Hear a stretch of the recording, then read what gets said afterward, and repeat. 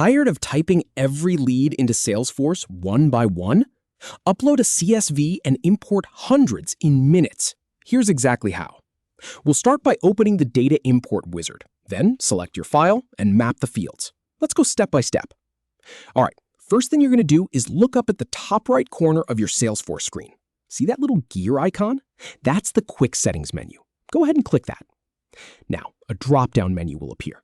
You want to click on the option that says Open Advanced Setup. This takes you into the back end of Salesforce, where the real power tools live. Once that Advanced Setup page loads, you'll see a search box at the top. It's usually labeled Quick Find, or just has a little magnifying glass. Type in Data Import Wizard. All lowercase is fine. As you type, Salesforce will start filtering the options below. You'll see Data Import Wizard show up in the filtered results. Click on that. The wizard page will open up. Right in the middle, you'll see a big button that says Import My Data. Click that to get started. Now the import process begins. You'll see a blue Start button. Click it. This is where we actually kick off the workflow. A new window pops up with your import options.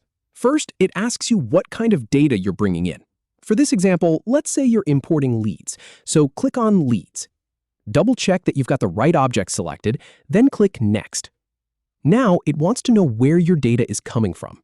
We're bringing in leads from another system, so select Other Companies. That covers most external sources. Click Next again.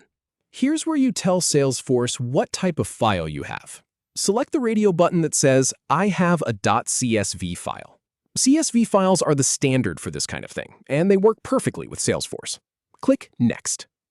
You'll see a button labeled Upload Files. Click that. Your computer's file browser will open up. Navigate to wherever you saved your CSV file, select it, and click Open or Choose. Give it a second to upload. It usually takes just a moment, depending on the file size. Once it's done, click Next. And here's the really important part, field mapping. This is where you match the columns in your CSV to the Salesforce fields. So if your CSV has a column called First Name, you'll map it to the Salesforce First Name field. If it says Phone, you map it to Phone. Salesforce tries to auto-match things, but always double-check. A mismatch here can cause data to land in the wrong place or just not import at all. Take your time and make sure everything lines up. Once your fields are mapped, you'll see a summary screen. This is your last chance to review everything before it goes live. Check the total number of records you're about to import. Look for any warnings or errors in yellow or red. If everything looks good, go ahead and click Import. Now, Salesforce will process your file. You'll be taken to a status screen where you can monitor the import. It might show in progress for a moment, but for larger files, it could take a little longer. Once it's done, you'll see how many records imported successfully and if any had errors. If there are errors, you can download a report to see exactly which rows failed and why. And that's it. You just went from manually typing out each lead to importing hundreds of them in just a few minutes. Your data is in Salesforce, fields are mapped correctly, and you've saved yourself a ton of time. Next time you have a list of leads or contacts, you'll know exactly what to do.